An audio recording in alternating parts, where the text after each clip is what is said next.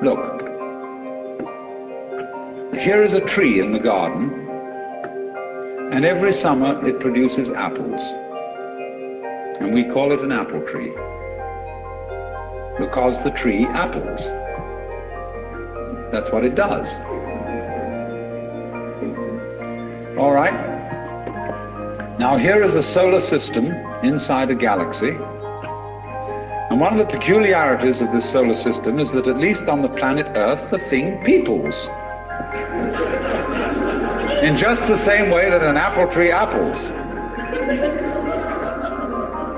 Now maybe 2 million years ago, somebody came from another galaxy in a flying saucer and had a look at this solar system, and they looked it over and shrugged their shoulders and said, just a bunch of rocks.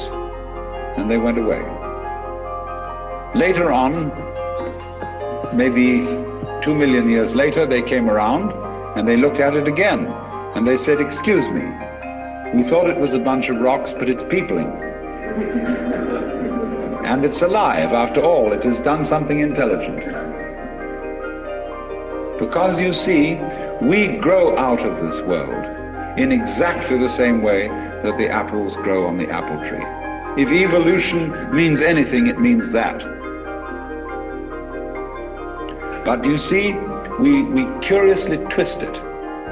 We say, well, first of all, in the beginning, there was nothing but gas and rock.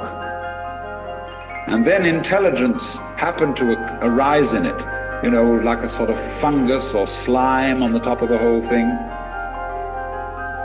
But we're thinking in a way, you see, that disconnects the intelligence from the rocks.